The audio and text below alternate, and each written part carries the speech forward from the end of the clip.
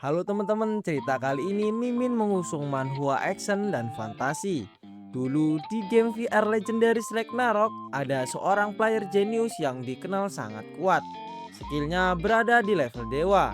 Bahkan para ranker pun takut padanya. Namun ada satu hal yang selalu menjadi ketakutannya, yaitu gacha. Sehebat apapun dirinya, keberuntungannya selalu nol. Item langka tak pernah didapat, dan namanya terkenal sebagai player paling sial di game. Tak lama kemudian, Ragnarok resmi tutup karena kehilangan popularitas, memaksa sang legenda berhenti bermain, dan menghilang begitu saja. 2 tahun pun berlalu. Setelah masa militernya selesai, sebuah game VR baru bernama God of Xavier muncul dan langsung menghebohkan dunia. Dan di sanalah sang legenda kembali. Kali ini bukan hanya skill dewa yang ia miliki, tetapi juga keberuntungan yang tak masuk akal saat gacha. Langsung saja kita mulai ceritanya. Cerita dimulai dengan kisah sebuah game petualangan yang saat rilis didominasi peringkat global posisi 1. Game legendaris yang pernah memiliki 100 juta player aktif secara bersamaan. Tetapi seiring berjalannya waktu, popularitasnya menurun dan sekarang server-servernya akan segera tutup. Scene beralih ke 4 player yang tak ingin game petualangan itu berakhir. Mereka berdiskusi di bawah pohon besar dengan api kecil yang menghangatkan tubuh mereka. Tidak lama kemudian muncul panel yang menginformasikan bahwa server game petualangan akan tutup dalam 30 menit. Dan salah satu dari pemuda itu hanya terdiam membaca informasi tersebut. Sang pemuda yang dimaksud yaitu Kaiser, rank 1 di game petualangan ini. Lalu ada pemuda berkulit gelap dengan rambut keribu yang bernama Purple Flavor, rank 5 di game petualangan. Ia mengatakan bahwa game ini adalah game sampah. Ia selalu mengutuk game ini agar segera tutup. Tetapi ia tidak menyangka bahwa game ini benar-benar akan tutup. Dan pemuda di sebelahnya menjawab bahwa ia mengerti perasaan itu. Walaupun semua ini random, tetapi game ini menyenangkan. Namun, ia tidak menyangka game ini akan bangkrut dan tutup. Pemuda yang baru berbicara ini bernama Sword Emperor, rank 4 di game petualangan. Tidak lama dari itu, wanita berambut putih menyaut omongan dari Sword Emperor sambil menghina. Ia mengatakan bahwa Sword Emperor hanya mendapatkan kerikil kecil dari hasil loot setelah membunuh naga. Bagaimana ia bisa hidup selama ini? Wanita berambut putih itu bernama Kukudak, rank 3 di game petualangan. Sword Emperor mengerutkan keningnya. Ia menjawab dengan kesal, apakah Kukudak sungguh tidak bisa membaca situasi saat ini? Kukudak tetap mencela, merasa paling benar tanpa melihat situasi. Sampai-sampai Sword Emperor yang tenang ini balik menghina. Ia mengatakan bahwa ia pikir hanya topengnya yang jelek dan norak. Ternyata sikapnya juga menyedihkan.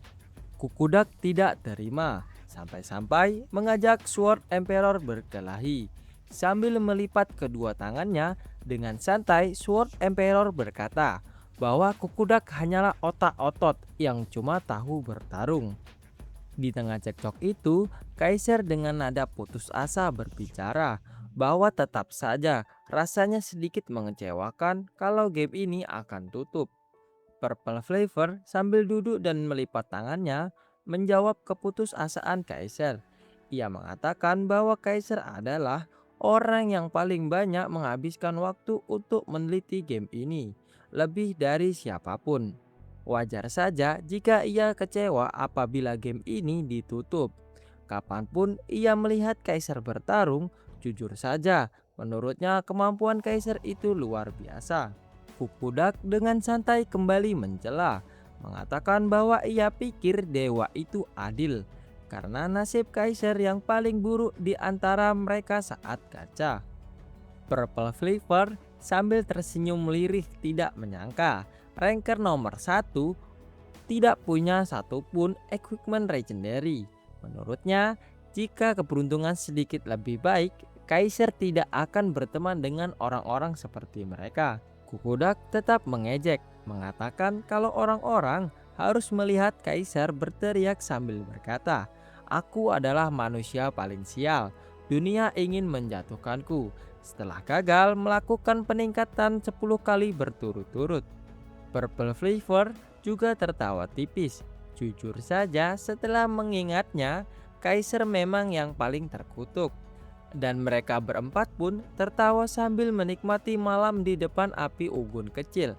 Sword Emperor menambahkan, sambil sedikit mengejek ranker nomor 1, bahwa itu adalah nasib paling sial yang pernah ia lihat.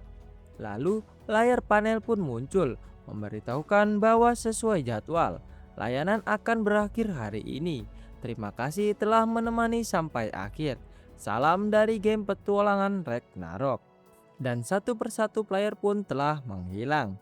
Purple Flavor berkata bahwa mereka semua telah bekerja keras sampai game ini tamat. Sword Emperor pun berkata bahwa inilah akhir dari game ini, teman-teman. Kukudak berkata sampai jumpa di game selanjutnya. Kaisar pun tidak lama kemudian menghilang. Itulah akhir dari game pertualangan Temrock. Kemudian 2 tahun berlalu. Scene beralih ke sebuah kota yang tampak ramai penduduk. Terlihat gedung-gedung perkotaan yang menjulang tinggi.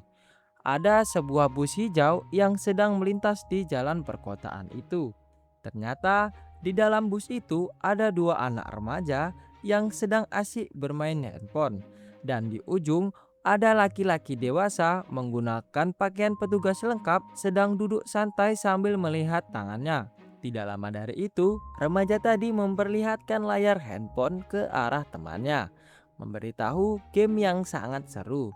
Ia mengatakan bahwa ada satu player yang solo Demon Lord, dan temannya menjawab bahwa ia sudah menduga Miosal dari Guild Execution adalah ranker terbaik.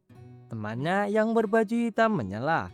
Ia mengatakan bahwa guild itu memang hebat, tetapi ia adalah fans berat dari The Empress. Lihat auranya, ia bergerak sendiri seperti serigala bangsawan.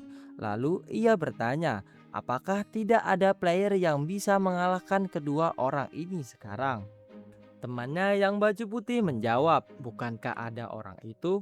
Lalu orang berbaju hitam pun itu tak tahu dan bertanya siapa itu.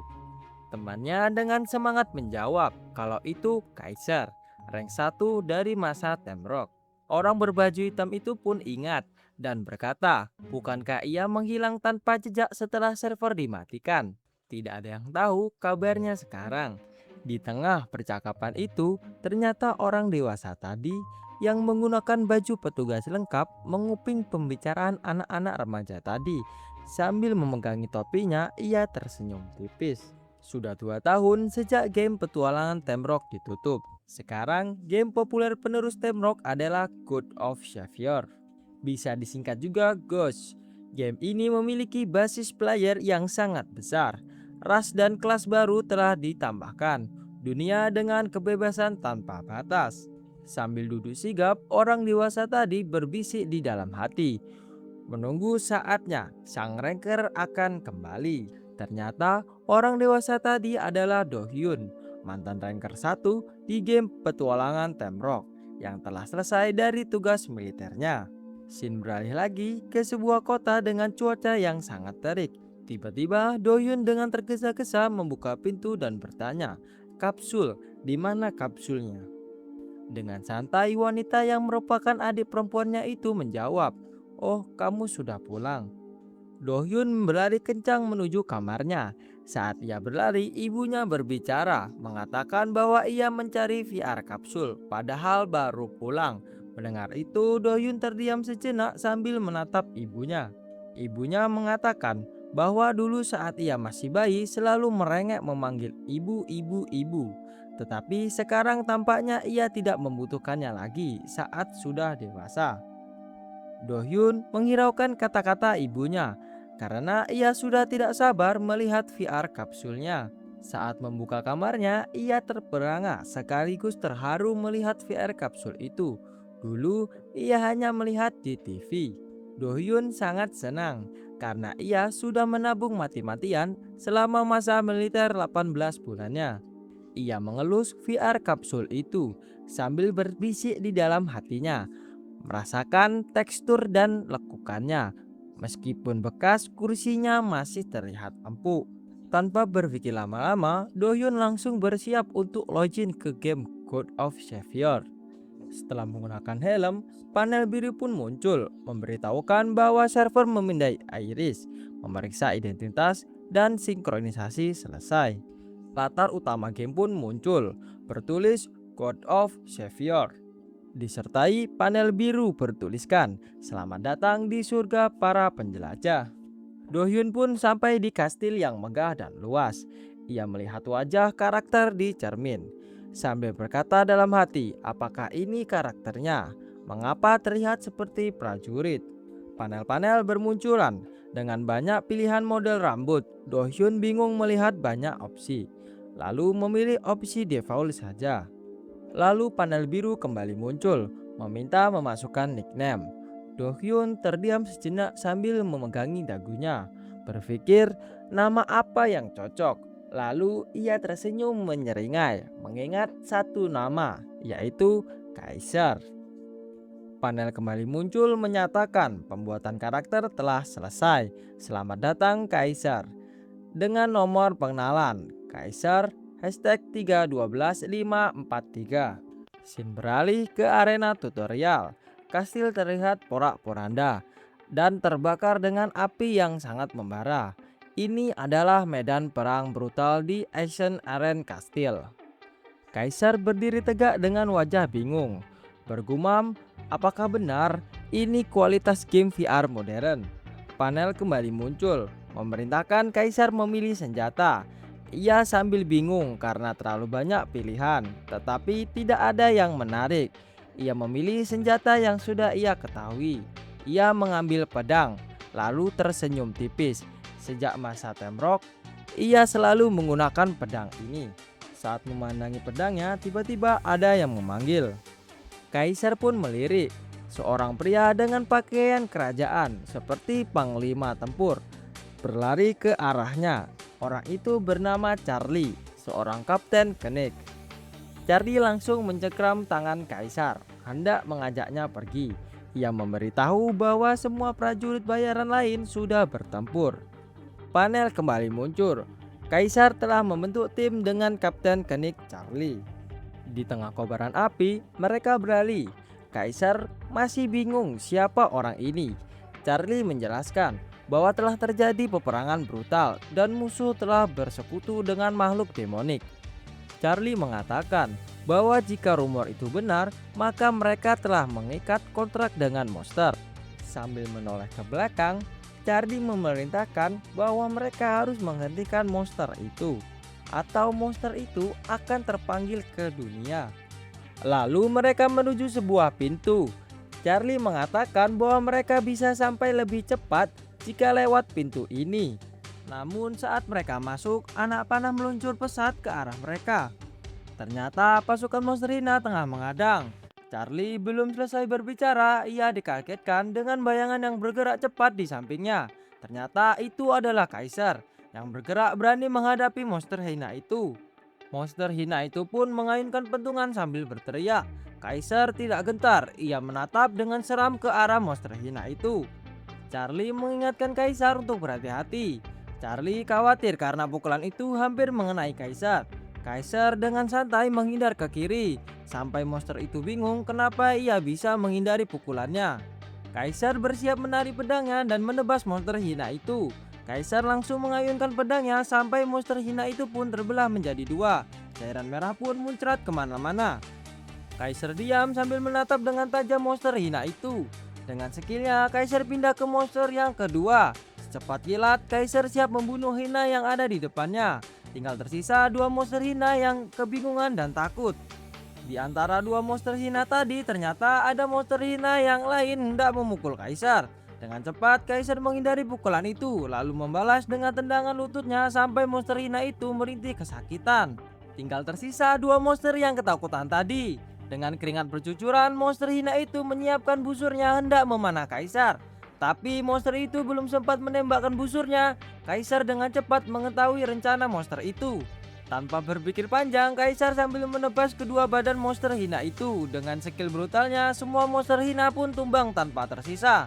Tanpa mengkhawatirkan badannya, Kaisar malah khawatir dengan pedangnya, karena itu pedang yang sudah lama tidak terpakai. Tapi menurutnya itu sama sekali tidak buruk, malah tubuhnya terasa lebih ringan dibandingkan sebelumnya. Charlie dengan muka serius terkejut melihat skill Kaisar yang sulit dipercaya. Siapa sangka kau bisa mengalahkan 5 demonic beast sendirian. Panel biru pun kembali muncul memberitahukan Kapten Charlie terkesan dengan skill Anda. Affinity dengan kenik Kapten Charlie telah meningkat. Kaisar hanya terdiam sambil bertanya, apa itu affinity? Dulu juga merupakan satu hal di Temrock. Bisa meningkatkan affinity hanya setelah satu pertarungan. Apa standar meningkatkannya sedikit lebih mudah di sini? Dan Charlie dengan senyum lebarnya berbicara dalam hati. Seorang mercenary tak bernama menunjukkan kemampuan seperti ini. Mungkin pria ini adalah pahlawan yang muncul dari legenda. Panel biru pun kembali muncul. Kenik Kapten Charlie sungguh tersentuh dengan pertarungan Anda. Affinity dengan kenik Kapten Charlie telah meningkat besar. Lalu Affinity dengan Kapten Charlie telah mencapai level maksimum. Dan sekarang dia mempercayai Kaisar tanpa syarat. Bahkan jika Anda melakukan kejahatan, dia akan percaya jika Anda bilang bahwa Anda dijebak. Dan Anda juga telah mendapatkan titel Maxed Affinity from the Start. Grade Rare. Deskripsi, titel yang diberikan kepada orang yang telah mencapai affinity maksimum dengan NPC saat tutorial. Efek affinity NPC meningkatkan lebih cepat, semua start plus 2. Kaisar tersenyum melihat pencapaiannya, ternyata ini cukup berguna juga. Kapten Charlie sambil mengangkat kedua tangannya, berkatmu tugas kami telah menjadi lebih mudah. Sekarang jika kita menghabisi Black Mage di dalam, kita bisa merebut kemenangan dalam perang ini. Setelah Kapten Charlie selesai memberitahu Kaisar, aura ungu memenuhi ruangan. Kapten Charlie sempat bingung, apa sumurnya telah dimulai?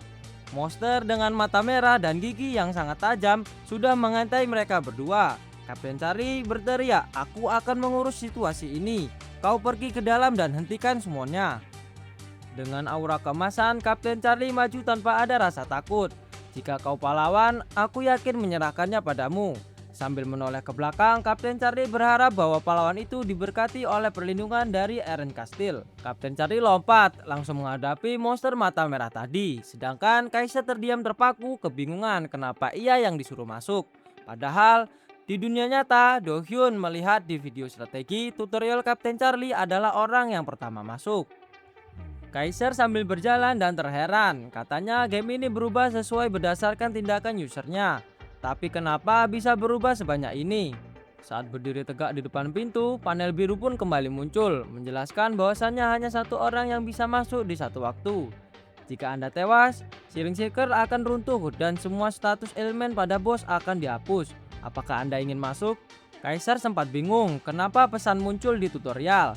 Kaisar sadar ini adalah hidden piece. Hidden piece adalah mekanik yang sengaja disembunyikan di dalam game. Terpicu oleh situasi atau syarat spesifik, ini bisa memberikan hadiah khusus. Panel biru kembali muncul. Apakah Anda benar-benar ingin masuk? Lalu Kaisar mengiyakan panel tersebut. Menurutnya tidak ada alasan untuk melewatkan hal selangkah ini. Ia pun masuk. Di dalam ruangan itu, suasana terasa mencekam. Terdengar teriakan histeris dari sang Black Mage, namun suara itu tidak berlangsung lama. Dalam sekejap, tubuhnya dilahap oleh makhluk yang ia panggil sendiri. Yang terlihat sekarang hanyalah gigi tajam yang dilumuri darah segar, sisa dari tubuh sang mage yang baru saja dimakan. Kaisar yang menyaksikan pemandangan itu terperangah sejenak. Tatapannya terpaku, tubuhnya kaku sesaat, mencoba mencerna apa yang baru saja terjadi di hadapannya. Namun beberapa detik kemudian kesadarannya kembali. Di hadapannya kini berdiri seekor monster raksasa, seekor naga. Aura mengerikan menyelimuti ruangan, tekanan yang luar biasa langsung terasa. Panel merah transparan muncul di hadapan Kaisar. Legendary Named Boss, Demonic Dragon Iron Blood, tipe Dragon, Trait Shield. Deskripsi pun muncul. Naga iblis yang memiliki nama Iron Blood. Saat ini seluruhnya kemampuan masih tersegel oleh ikatan dan pergerakan tubuhnya terbatas. Meski begitu, statusnya tetap legendary. Kaisar sedikit terkejut setelah membaca panel itu. Tatapannya kembali menajam, kini tidak lagi terperangah melainkan penuh fokus. Ia sadar musuh di hadapannya bukan sekedar monster sembarangan, dan pertarungan ini jelas bukanlah bagian tutorial biasa. Setelah itu mereka pun dijelaskan tentang game God of Xavier. Ternyata game ini banyak meniru game petualangan dari Temrock yang telah hilang 2 tahun lalu. Proses itu dimulai dari Summon, Rare, Heroic, sampai Legendary. Dan ternyata tingkatan itu tidak hanya berlaku pada player, tetapi juga berlaku pada boss master. Dan yang paling spesial di antara mereka ialah monster yang memiliki nama seperti Demonic Dragon Bone Iron. Buon Iron dengan tatapan buasnya setelah menelan Black Mage melihat kaisar yang berdiri tegak di depannya. Dragon Buon Iron sedikit mundur, mengambil ancang-ancang lalu mengaum dengan kencang di depan kaisar. Panel biru pun muncul, berita bahwa kaisar telah mendengar raungan dari Buon Iron Demonic Dragon dan kemampuan fisiknya pun menurun disebabkan oleh raungan yang luar biasa. Kecepatan gerakan menurun 20%, kecepatan serangan juga menurun sebanyak 20%. Pertahanan 20% dan yang terakhir resistensi magic juga menurun 20%. Kaisar sambil menahan raungan itu bergumam bahwa ini pasti bercanda. Bagaimana developer bisa tidak tahu diri seperti ini? Tapi setidaknya semua kemampuan monster itu disegel. Jadi mungkin akan sedikit lebih baik. Tapi kalau ia sampai terkena serangan dari cakar besarnya itu, ia tidak mungkin akan selamat. Do Hyun yang sudah menjadi karakter kaisar berpikir bahwa situasi saat ini sering terjadi di dalam game petualangan Temrock dan pilihannya tetap sama setiap saat, yaitu lawan atau mati. Dengan tatapan waspada, kaisar menyadari gerakan dari Buon Iron yang ternyata sudah lebih dulu menyerang kaisar. Kaisar dengan cepat menghindari serangan mematikan itu dengan skill dan kemampuannya. Ia menebas tangan yang baru saja menyerangnya. Tampak Buon Iron berteriak kesakitan karena tangannya ditebas oleh kaisar. Kaisar sedikit mundur dan berjaga jarak, bersiap untuk menyerang kedua kalinya. Tapi ia disadarkan bahwa monster itu kembali menyerangnya. Lagi-lagi kaisar menghindari dengan cepat dan menebas lagi tangan sang Buon Iron tersebut. Kaisar terhempas ke belakang dan ia bergumam, 120 ya. SP Buon Iron hanya berkurang 120 dari total SP 1 juta. Sekarang tersisa 999.880 HP. Padahal Kaisar sudah menyerangnya sebanyak 2 kali berturut-turut. Kaisar sambil menghela napas merasa bahwa yang dikatakan di komunitas besar ini benar-benar kesulitan terburuk yang pernah ada. Komunitas itu membahas tentang Buon Iron dengan melontarkan pertanyaan, apakah kau mau membunuh bos tutorial? Apakah kau sudah gila? Yang jelas kau tidak akan bisa membunuhnya karena monster itu diciptakan dengan hard level. Tapi tanpa memperdulikan pembahasan yang ada di komunitas, Kaisar menyerang Buon Iron itu secara brutal. Pesan komunitas kembali muncul, Buon Iron Demonic Dragon atau apalah itu. Jangan dibahas, itu membuatku merinding, itu sangat menyeramkan. Kaisar dengan brutal terus menerus tanpa henti menyerang sang Buon Iron tersebut. Pesan komunitas kembali muncul, bukankah memungkinkan untuk bisa membunuh bos tutorial? Aku melihat beberapa damage ternyata masih bisa diterimanya. Tidak, kau tidak akan bisa, bahkan kematian pun tidak akan bisa membunuhnya. Kaisar tidak pernah mendengar pesan komunitas tersebut. Ia terus menerus menyerang secara brutal, sampai darah segar itu tersirat bercucuran. Pesan komunitas kembali muncul. Salah satu anggota berpendapat bahwa developer membiarkan damage tetap diterima oleh monster itu hanya sekedar agar terlihat realistis. Anggota lain menanggapi dengan kagum, mengatakan bahwa tebakan itu masuk akal. Sementara dirinya sendiri hanya bisa melamun hingga akhirnya mati. Kaisar terus menyerang kuku tajam Buon Iron itu karena menurutnya itu serangan yang sangat mematikan. Tiba-tiba pesan komunitas muncul membahas bahwa Buon Iron telah berganti nama menjadi Slothful Demonic Dragon.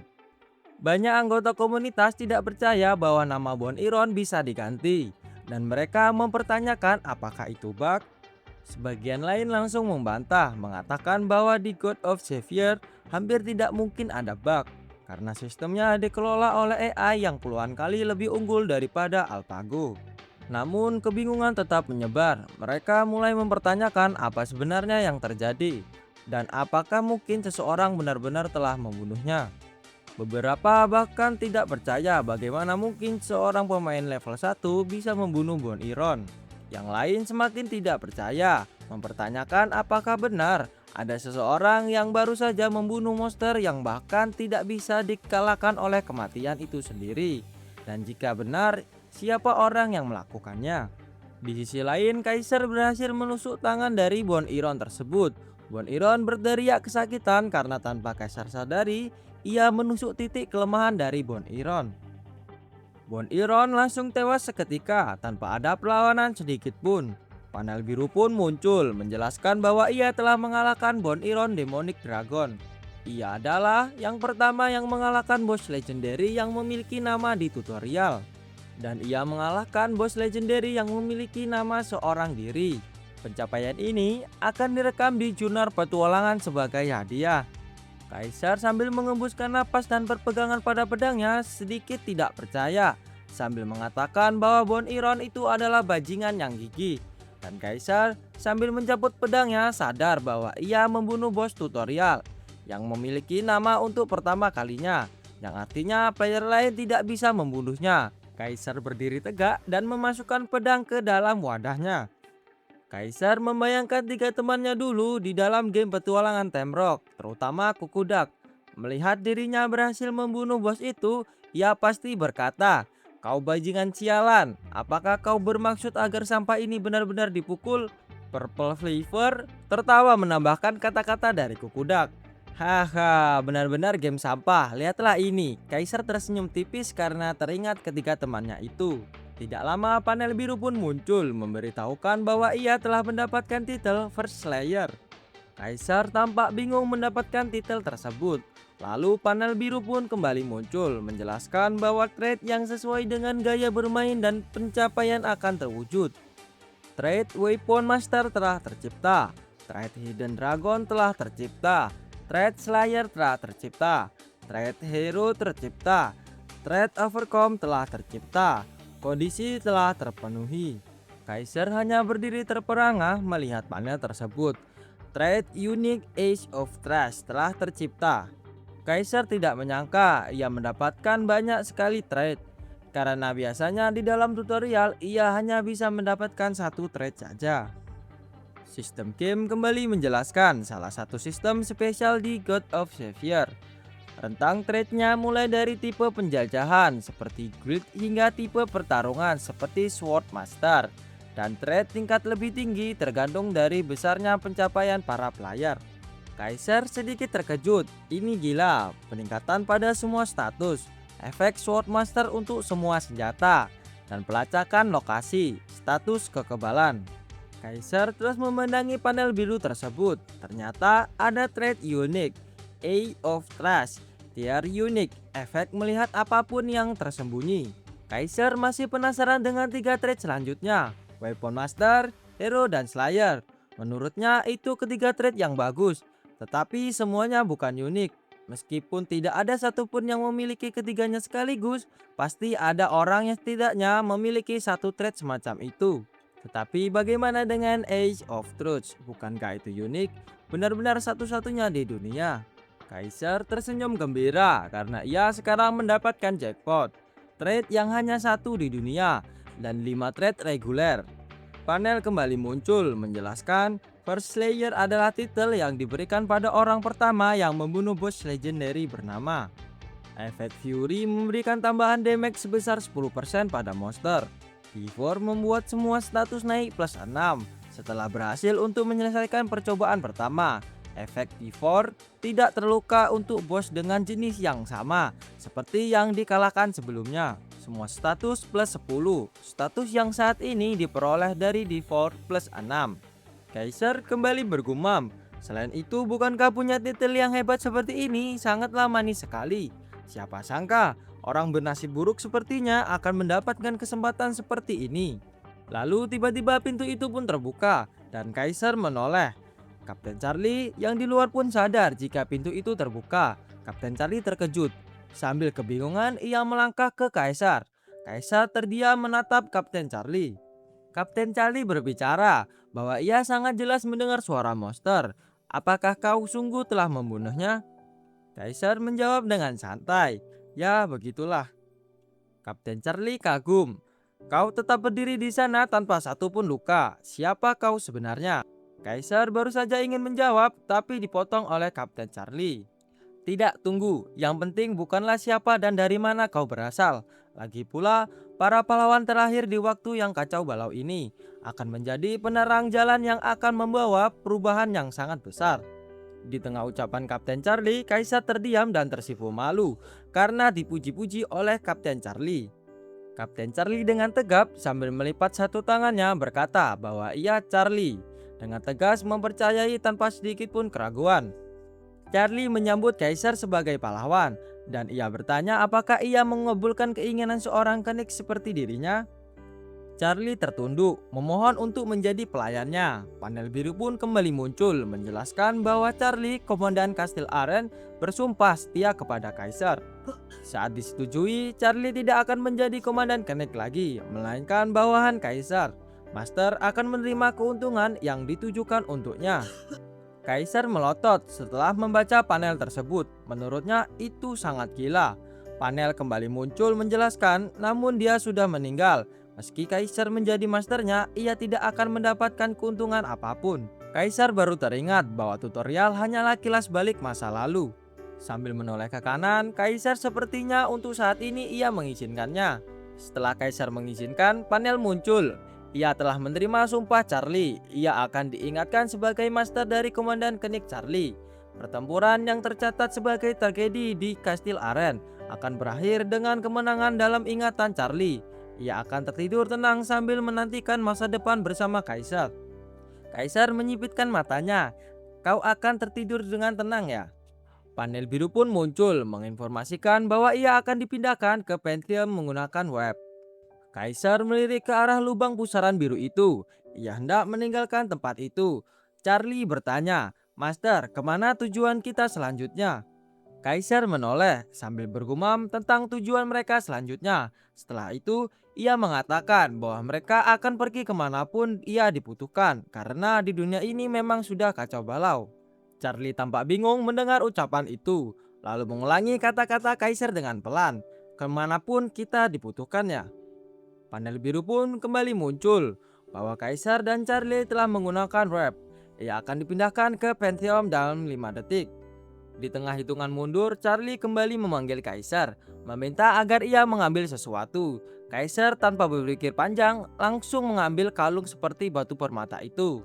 Charlie berterima kasih lalu menghilang. Kaisar pun dipindahkan ke Pantheon. Tidak lama kemudian suara sambutan terdengar. "Selamat datang Kaisar, ini adalah tempat untuk memilih dewa yang ingin kau puja dan memulai perjalananmu."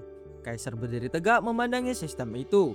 Panel menjelaskan sistem berdoa semoga dewa memberkatinya.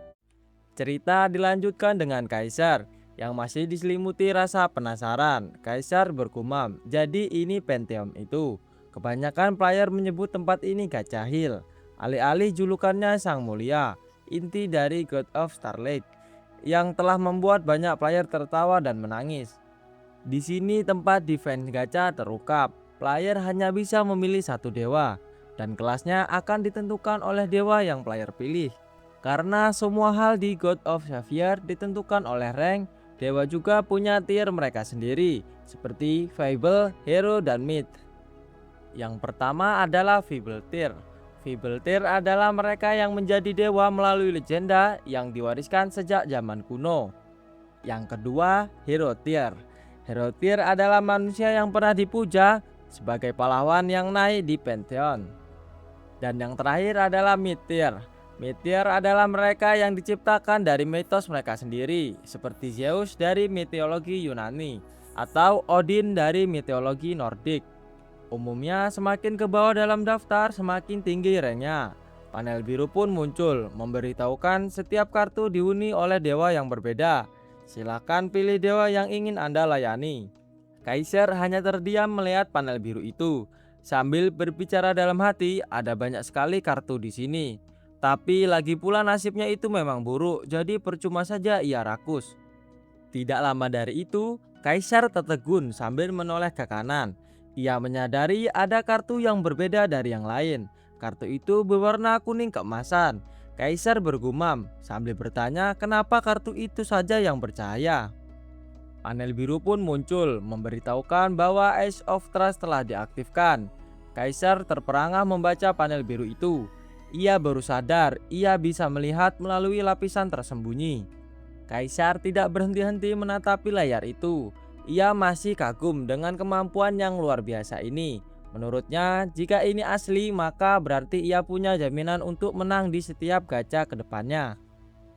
Di tengah-tengah kebingungan, Kaisar teringat temannya yang sering mengejeknya, terutama Kukudak, wanita si rambut putih. Ia sering mengejek Kaisar dengan berkata, "Kenapa kau sangat sial, nyaris menyedihkan." Dan Sword Emperor juga sesekali sering mengejek Kaisar. "Semua hal tentangmu itu hebat, kecuali keberuntunganmu yang sangat sampah itu," ucap Sword Emperor sambil tertawa. Kaisar yang teringat ejekan teman-temannya itu hanya sedih sambil berbicara dalam hati. Ia selalu mentertawakan ejekan-ejekan dari temannya, tapi ia tidak bisa menceritakan betapa menyakitkannya itu karena selalu tidak beruntung.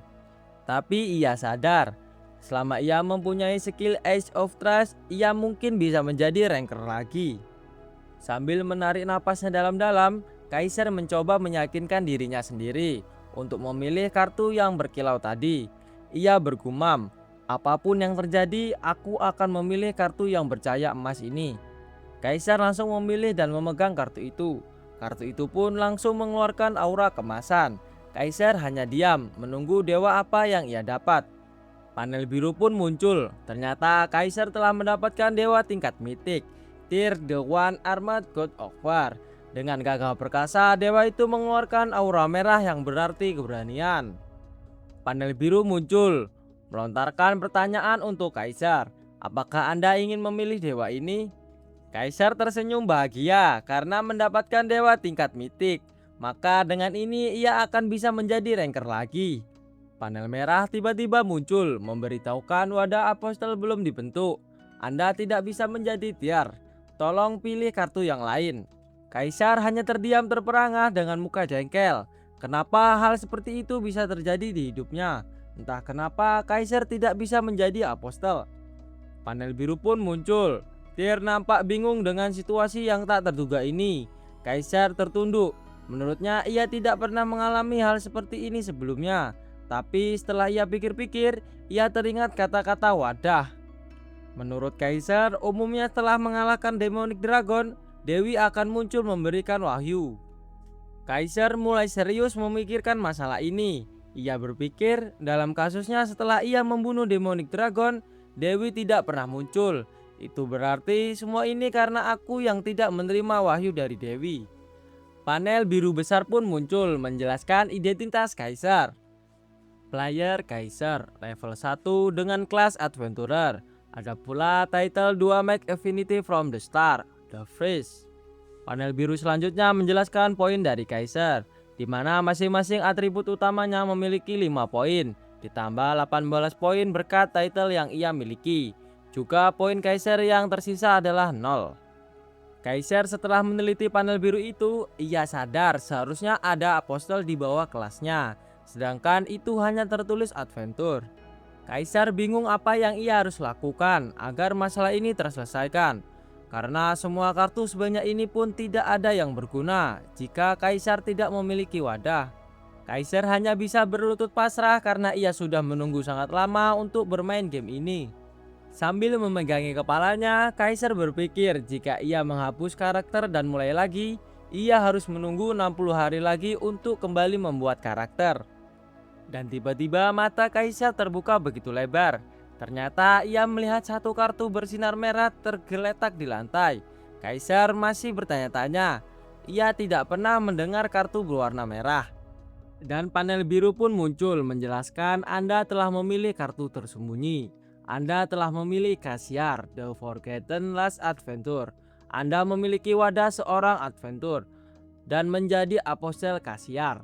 Kaisar terdiam sejenak. Sudah ia duga bahwa ini adalah hidden piece. Panel biru kembali muncul menjelaskan kelas Anda telah berubah menjadi Last Adventure. Anda mendapatkan kelas skill, kelas Last Adventurer. Deskripsi, manusia pada dasarnya adalah ras petualang. Mereka dulunya adalah Master of Turtle, lebih kuat dari siapapun, memiliki kekuatan dan pengaruh yang bahkan mengancam dewa. Sampai hari naas itu tiba, saat mereka musnah manusia dikalahkan, dan ia menjadi petualang terakhir dari umat manusia. Kaiser berdiri tegak, diselimuti aura merah dari Kasiar. Panel biru menjelaskan, unique ability, adventure. Seorang adventure adalah orang yang mencari kebebasan, sebagai master dan teman of Turtle. Mereka punya potensi yang tinggi.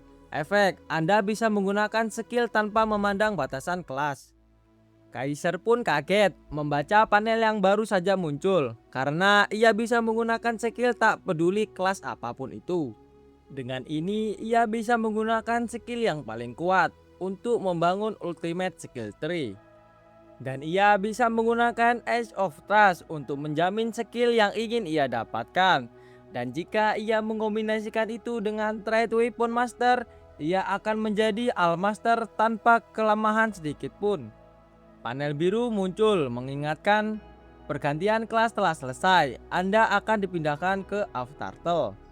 Sambil berdiri tegak, Kaiser meyakinkan dirinya. Ia tersenyum lebar. Kaiser mulai yakin bahwasannya ia bisa menjadi ranker. Hitungan mundur terus berjalan. Sistem memindahkan Kaiser ke of Turtle. Scene beralih ke of Turtle, kota permulaan. Nampak seorang pemuda gundul yang mendapatkan gacha ampas.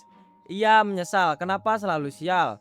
Pemuda rambut kuning di sebelahnya menyabarkan temannya itu yang selalu gagal saat gacha tadi. Ia berbicara, sabar, masih banyak hal yang bisa kau lakukan di dalam game Ghost ini, meski kau tidak fokus pada pertarungan. Di dalam of Turtle itu banyak pemuda-pemuda yang sedang berkumpul. Salah satu dari pemuda itu ada yang berteriak, I am Squid, yang berarti ia juga selalu gagal dalam gacha dan ia menyerah. Dan ada juga dua pemuda yang memakai jas rapi berdasi. Ia berdiskusi berdua. Tidak ada satupun prospek yang layak. Ternyata dua pemuda itu scouters. Mereka adalah petugas yang bertanggung jawab untuk merekrut anggota baru ke dalam guild. Tapi di kalangan player, mereka diperlukan hampir sama seperti perekrut kultus jalanan.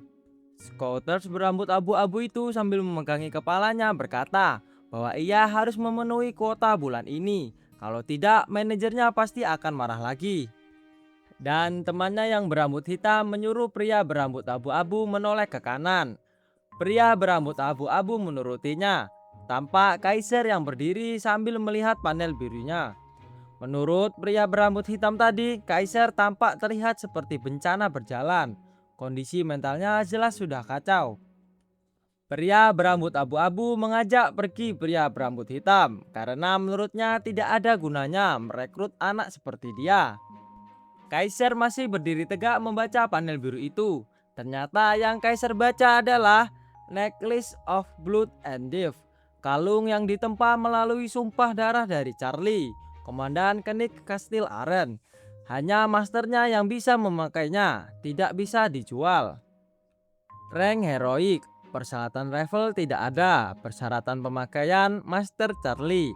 Opsi spesial, Defense Magic Resistant mengingatkan, setelah mendapatkan sejumlah XP, terbuka saat level 35. Kaiser terperangah, ternyata kalung batu seperti permata yang ia dapatkan dari Charlie adalah item tingkat heroik. Bahkan opsinya juga gila-gilaan. Kaiser gembira, menurutnya hidup ini sangat manis sekali. Panel biru kembali muncul mengingatkan, Last Goblin Sweeping. Kaiser bingung memandangi layar itu. Tidak lama panel besar muncul menjelaskan, Goblin Sweeping, rank normal. Deskripsi, quest yang diajukan oleh Dante, High Rank Hunter di Arteri. Kalahkan goblin sebanyak 40. Hadiah penyelesaian 80 silver dan sejumlah EXP. Penalti kegagalan, affinity dengan Dante bisa berkurang, batas waktu 24 jam. Semua orang-orang yang ada di of Turtle membaca panel biru masing-masing. Ada salah satu pria yang nampak bingung. Ia bertanya apa itu quest hunting. Dan pria di sebelahnya nampak sedikit paham. Ia berkata, Bagus, ini adalah solo quest, tidak perlu antrian. Dan ada pria pendek yang berdiri di atas panggung kayu berkata, "Aku serahkan pada kalian semua. Maju dan kalahkan para goblin bodoh itu." Ternyata yang baru berbicara adalah Hunter Dante, nama yang ada di panel biru tadi. Semua orang mendengar ucapan Hunter Dante, dan mereka semua sibuk mencari party. Ada pria berambut coklat keabu-abuan berteriak, "Dicari, tank, DPS, heal, dan greeding sampai level 12." Dan pria yang ada di belakangnya berambut merah marun itu menawarkan dirinya ke orang-orang. Apakah ada yang mau quest later bersamanya? Kaiser tertoleh ke kanan. Ia sadar bahwa semua orang mulai membuat party. Tiba-tiba ada pria kekar dengan ramah menyapa Kaiser. Kaisar pun tertoleh melirik pria kekar itu. Melanjutkan pembicaraannya, menawarkan Kaisar, "Kami akan grinding sampai level 12, mau ikut atau tidak?" Dua orang yang ada di belakang pria kekar tadi juga mengajak Kaisar demi bonus party. Wanita pendek di sebelahnya ikut mengajak Kaisar. "Kita bisa menyelesaikan dengan lebih cepat." Kaisar hanya terdiam, bergumam, "Party ya, mereka ada benarnya." Kaisar membayangkan partinya. Hunting lebih mudah dilakukan dengan party. Dan jika memperhitungkan bonus EXP-nya, karena party itu salah satu syarat wajib. Kaisar tanpa berpikir lama tertarik dengan ajakan itu. Panel biru pun muncul memberitahukan party telah dibentuk oleh Shield is Best. Urutan nama party atau tim. Shield Best level 1. I'm for the head level 1. Yubing Kung level 1. Kaisar pun level 1.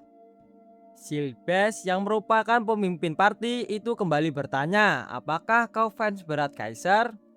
Yubing juga penasaran siapa Kaisar yang dia fanskan.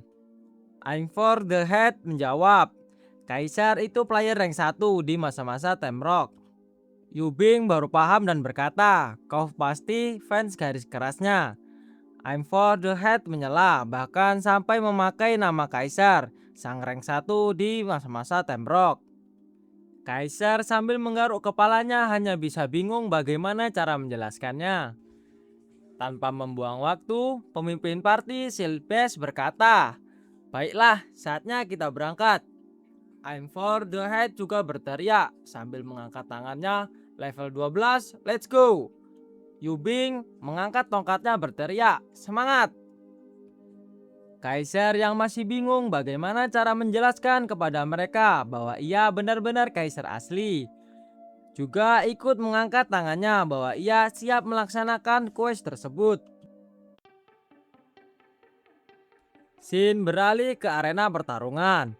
Diperlihatkan pemimpin party Silpes telah memberikan stun elemen pada Green Goblin, dan Green Goblin terkena stun 1 detik. Silpes berteriak, "Dia terkena stun, semuanya serang." I'm for the hit sambil memanah menjawab perintah dari pemimpin party. Okidoki. Dan Yubing juga mengeluarkan mana boltnya. Dan Green Goblin terpental ke belakang akibat serangan dari I'm for the head dan Yubing. Green Goblin yang lain tampak lebih marah karena temannya dibunuh. Goblin itu berlari menyerang Silbes dengan temannya. Silbes menahan serangan Green Goblin itu. I'm for the head berteriak mengingatkan Silbes untuk berhati-hati. Yubing juga ikut berteriak mengingatkan pemimpin partinya. Silbes berteriak sambil menahan serangan Green Goblin. "Cepat bunuh mereka." I'm for the head mempersiapkan busurnya hendak memanah Green Goblin itu. Yubing panik karena skillnya masih cooldown. Tiba-tiba salah satu dari Green Goblin itu melompat tinggi. Silbes panik melihat Green Goblin itu. Green Goblin sambil tersenyum menyeringai hendak menyerang Silbes. Tapi tiba-tiba ada bayangan yang bergerak dengan cepat. Dan ternyata itu Kaisar. Ia menebas Green Goblin itu dengan skillnya. Silbes terperangah melihat skill Kaisar. I'm for the head juga terheran melihatnya. Yubing ikutan kagum dengan skill Kaisar. Kaisar kembali menyerang Green Goblin yang tersisa. Ia menebas semua Green Goblin yang di hadapannya. Panel biru pun muncul. Anda telah mengalahkan Green Goblin. I'm for the head bersemangat melihat Kaisar bertarung. Yubing juga menyemangati Kaisar. Kaisar dengan tangannya memasukkan pedangnya ke badan. Shield Base mengatakan, "Kau telah mengalahkan Green Goblin. Skillmu hebat sekali." Dan pemimpin party semakin semangat. Kalau begitu, kita bisa menyelesaikan ini dengan mudah. Tapi semangat pemimpin itu dipatahkan sambil memberitahu Kaisar ada apa di belakangnya. Kaisar pun menoleh ke belakang. Ternyata ada banyak gerombolan Green Goblin yang tengah mengadang mereka. Green Goblin tertawa seram, hendak menyerang rombongan party Kaisar.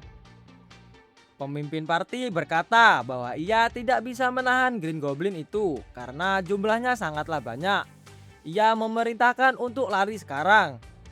Kaisar dengan keberaniannya tanpa basa-basi langsung menyerang Green Goblin itu menggunakan pedangnya. Green Goblin itu terus melemparkan tombak ke arah Kaisar. Kaisar melompat tinggi, hendak menebas Green Goblin itu. Dengan tatapan tajamnya, Kaisar terus menyerang Green Goblin itu. Sampai-sampai muncul ledakan begitu hebat di dalam hutan itu efek dari serangan Kaisar. Saat Kaisar menyerang langsung rombongan Green Goblin itu, sampai memicu ledakan begitu dahsyat. Kita diperlihatkan kisah masa lalu Kaisar pada saat masa Time Rock 2 tahun yang lalu. Purple Flavor bertanya, "Kaisar, kenapa kau selalu bertarung dengan gegabah? Apakah kau semacam Fighting Rooster? Kukudak lebih dari cukup untuk menjadi Fighting Rooster." Kaisar menjawab, "Gegabah, apa yang kau maksud?" Ternyata di dalam gua itu ada 4 player, yang salah satunya Kaisar. Purple Flavor melanjutkan omongannya. Lantas saat HP-mu sudah rendah dan tiba-tiba sesuatu seperti Boss Master muncul, lalu kau tergesa-gesa melawannya. Apakah itu bukan gegabah? Kaisar dengan muka lelahnya menjawab, "Tapi aku selalu mengalahkan monster itu kan?" Purple Flavor bingung hendak menjawab apa karena memang itu adalah realitas sesungguhnya. Ia hanya mengingatkan bahwa hal seperti itu berbahaya. Scene beralih ke Kaisar yang terus menyerang Green Goblin dengan brutal. Panel biru pun muncul. Critical hit muncul. Anda telah mengalahkan Green Goblin melalui kontribusi. Kaisar mendapatkan Green Goblin hit. Kaisar sedang fokus menyerang salah satu Green Goblin, tetapi 3 Green Goblin yang lain ikut menyerang Kaisar secara bersamaan. Kaisar bergumam sambil melirik. Sekarang tersisa 1 Goblin yang menggunakan senjata penyengat racun. Setelah mengalahkan Green Goblin yang ada di depannya, ia berbalik arah menyerang 3 Green Goblin itu. Kaisar berpikir, ketika ia melawan monster, mengalahkan yang mempunyai rank lebih dahulu itu adalah satu-satunya cara. Kaisar melompat menebas kedua Green Goblin itu. Lalu tersisa Green Goblin yang menggunakan senjata penyengat racun. Goblin itu terus menembaki Kaisar tanpa henti. Kaisar tetap fokus mengalahkan Green Goblin yang mempunyai rank terlebih dahulu. Panel biru pun muncul menampilkan Trade Overcome. Trade ini mengatasi keterbatasan dengan semangat yang pantang menyerah. Kaisar dengan mata kuning menyalanya menjadi lebih semangat karena Trade Overcome telah aktif. Kaisar menepis tembakan dari senjata penyengat racun Green Goblin itu dengan pedangnya. Goblin itu terperangah. Kenapa Kaisar bisa menepis tembakannya? Saat ia terperangah, itu waktunya yang tepat untuk Kaisar menyerang Goblin yang membawa senjata itu. Sampai-sampai cairan merah segar tersirat dan tubuhnya terbelah menjadi 2. Kaisar tak berhenti. Ia terus menyerang Green Goblin yang lain. Kaisar menahan serangan dari Green Goblin itu. Dengan tatapan buasnya yang seperti serigala kelaparan, Kaisar mengayunkan pedangnya sampai-sampai cairan merah segar tersirat ke udara dan pedang Green Goblin itu pun terpental. Panel biru pun muncul, memberitahukan efek dari Trade Weapon Master, menghapus keterbatasan equipment melalui efek adventure. Anda bisa menggunakan skill dasar dengan exploit weakness. Di tengah-tengah perkelahian itu, Kaisar tersenyum tipis melihat pedang kecil milik si Goblin. Menurutnya itu adalah kesempatan memiliki tambahan senjata. Kaisar langsung mengambil pedang Goblin itu, lalu menusukkan pedang kecil itu ke Goblin yang ada di sebelahnya. Panel biru kembali muncul. Anda telah menggunakan exploit weakness. Anda memanfaatkan celah yang dimiliki musuh. Critical hit didapatkan. Kaiser langsung menarik pedang kecil yang baru saja ditusukkannya karena ia sadar ada goblin yang membawa pentungan menyerang dari belakang. Kaiser dengan cepat menepis pentungan itu dengan skillnya. Lalu pentungan itu terlempar ke udara, lepas dari genggaman goblin itu. Ia berbaring badan hendak menyerang goblin yang membawa pentungan itu. Goblin bingung kenapa Kaiser bisa secepat itu. Saat goblin terperangah, Kaiser langsung menusuk goblin itu tepat di bawah dagunya. Kaiser melepaskan genggamannya, lalu mengayunkan pentungan goblin itu. Bisa dibilang itu adalah senjata makan tuan bagi si goblin. Saking kuatnya Kaiser mengayunkan pentungan itu, cairan merah kental tersirat tak karuan. Dan panel-panel biru pun bermunculan, memberitahukan bahwa Kaiser telah menggunakan skill swing. Profisiensi pada Blood Weapon meningkat. Master Blood Weapon menjadi level 2. Profisiensi pada Ginger meningkat. Master dengan menjadi level 2. Sword profisiensi meningkat dan profisiensi Swordmanship menjadi level 3. Semua goblin pun tumbang. Kaiser bergumam melihat panel biru tadi. Ini lumayan bagus. Aku kira mengalahkan para Green Goblin ini hanya sekedar akan membuatku mempelajari skill tanpa keterbatasan. Tapi malah bisa menggunakan skill secara instan seperti ini. Semua goblin tergeletak tanpa nyawa. Menurut Kaiser ini jauh lebih baik dari yang ia harapkan. Kapten Party hanya berdiri tegak memandangi Kaiser yang telah selesai mengalahkan semua goblin. Silbes terperangah. Menurutnya ini tidak masuk akal. Bahkan party yang ahli perlu bekerja keras untuk membunuh sekelompok Green Goblin. Dan dia, Kaiser, malah mengalahkan mereka sendirian, ucap Kapten Party, Silbes. Kapten membayangkan Kaiser yang penuh aura merah sambil berpikir mungkin Kaiser yang ia lihat adalah Kaiser dari masa-masa Temrock. Silbes menggelengkan kepala, berusaha meyakinkan dirinya kalau itu bukan Kaiser yang asli. Dia adalah Lancer Genius yang menghilang selama 2 tahun terakhir. Di tengah-tengah lamunan Silbes muncul banyak pesan komunitas. Di dalamnya membahas tentang Kaiser. Kenapa ia tidak kembali lagi? Karena game penerus Temrock sudah tiba. Silbes masih tetap bergumam. Dari semua hari, dia ada di partinya hari ini. Menurutnya itu tidak masuk akal. Jadi sebenarnya siapakah orang itu? Tanpa Kaiser sadari, ia melakukan gerakan yang aneh. Sampai-sampai Silbes mengiranya Kaiser sedikit gila. Kaiser melihat ke bawah, lalu bergumam sepertinya senjata yang tidak terjatuh menghilang. Sekarang keterbatasan senjata sudah menghilang. Dan aku bahkan menggunakan skill itu sudah lebih dari memuaskan. Panel biru kembali muncul menjelaskan keadaan Kaiser setelah bertarung. Total HP, MP, dan stamina. Panel poin pun muncul. Ada yang ditambah 18, 19, dan 20 poin. Kaiser kagum dengan dirinya sendiri. Level naik secepat ini. Ia tidak terikat oleh senjata, tapi senjata yang ia sering gunakan tetap pedang. Kaiser dengan santai mengisi poin-poin hasil dari bertarung. Menurut Kaiser yang lain sudah aman untuk sekarang dengan titel dan kalung Charlie. Tiba-tiba ada yang berteriak memanggil Kaiser. Kaiser, kau sungguh luar biasa. Kaiser langsung menoleh. Ternyata yang berteriak tadi I'm for the head. Ia melanjutkan mengatakan bahwa ia sangat terpukau melihat Kaiser bertarung. Yubing sambil mengacungkan jempol memuji Kaiser bahwa ia adalah yang terbaik. Menurut Kapten Party Silbes, dilihat lagi bukankah ia benar-benar Kaiser yang asli? I'm for the head menjawab, tidak. Orang itu selalu diam selama ini. Kenapa sekarang tiba-tiba menunjukkan dirinya? Silbes terus membahas itu. Karena saat ia melihat Kaiser bertarung, ia malah berpikir kalau itu Kaiser yang asli. And for the head juga hampir berpikir seperti itu. Memang ia menyerupai Kaiser yang asli. Dia sungguh luar biasa. Kaiser yang mendengar percakapan Silbes dan I'm for the head hanya bisa berdiri sambil memegangi kepalanya. Heran dengan orang-orang itu yang belum tahu kalau memang ia Kaiser yang asli. Menurut Ainfor, ia akan percaya kalau dia bilang dia adalah Kaiser yang asli. Kaiser sambil memegangi kepalanya dan tertawa tipis, bergumam bahwa ia adalah kaisar yang asli. Mereka berempat pun berkumpul. Einfor the Head bertanya kepada kaisar, apakah kau menggunakan semacam mythic item? Damage-mu tidak masuk akal. Kaisar menjawab kalau itu hanyalah tren saja. Ia juga beruntung karena mendapatkan title. Kapten Silbes terperangah mendengar kaisar kalau ia mempunyai title. Einfor the Head juga bertanya kepada kaisar, bukannya kalau begitu kau akan menjadi ranker lagi? Yubing sambil memegangi tongkat magicnya berkata kalau ia harus mendekati kaisar lebih dahulu. Dan mereka berempat pun tertawa bahagia bersama. Kapten Party mengingatkan, sekarang karena stamina kita sudah pulih, haruskah kita berburu lagi?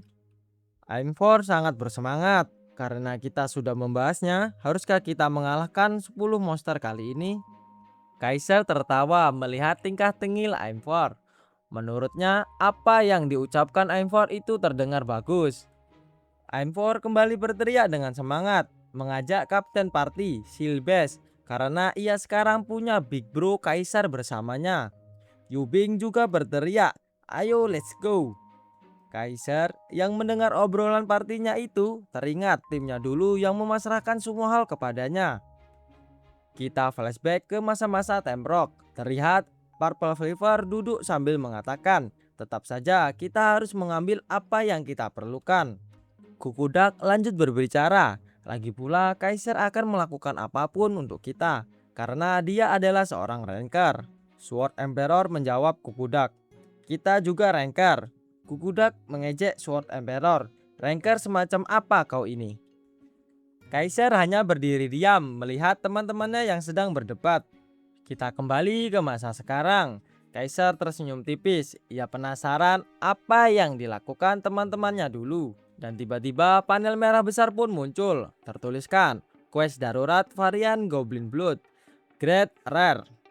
Deskripsi quest diminta oleh alkemis Kalde. Siapapun yang telah hidup dalam waktu yang lama, dia baru-baru ini mengawasi goblin yang kelihatan menemukan semacam petunjuk.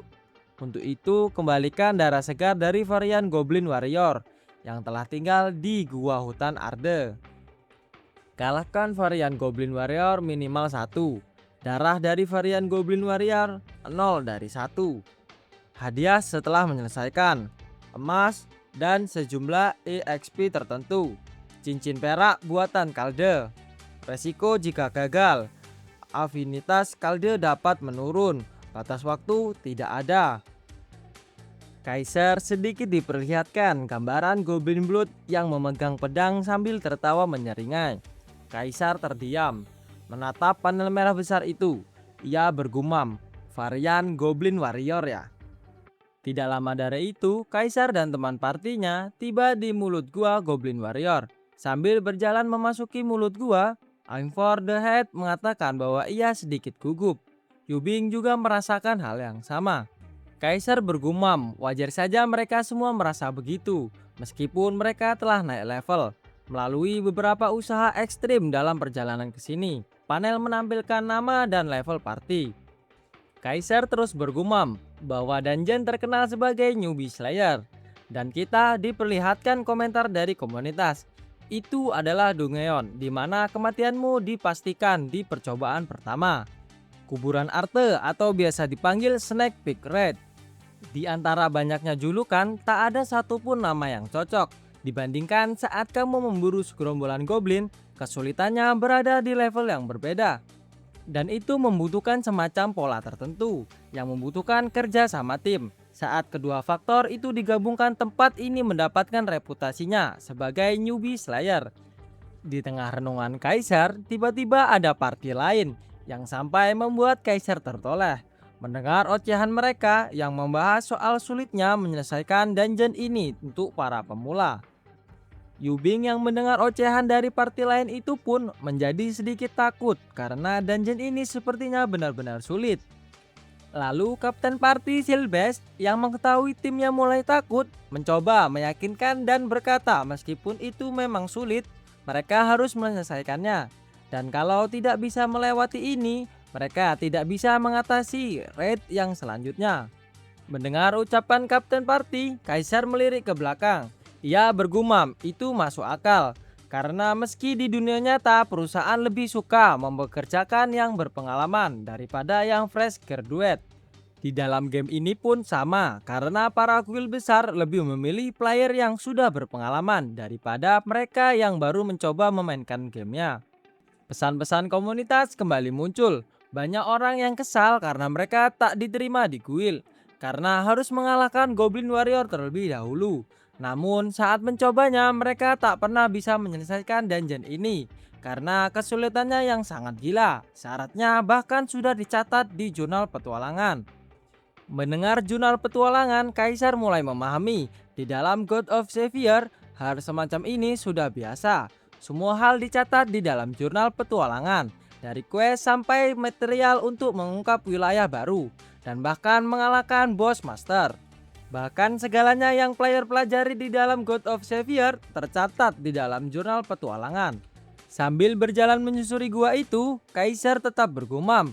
Ceritanya mungkin akan berbeda nanti saat kamu memiliki berbagai catatan bos yang tersimpan. Tapi kalau kamu bergabung dengan party untuk raid boss di kota selanjutnya, sekarang kau tidak punya pilihan selain menahan amarahmu dan menyelesaikannya.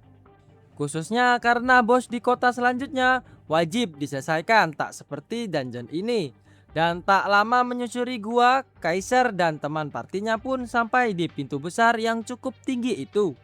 Panel merah muncul menjelaskan kalau ini merupakan habitat dari Goblin Warrior, Grade Rare dengan tipe Party Dungeon dan Trade Single Boss.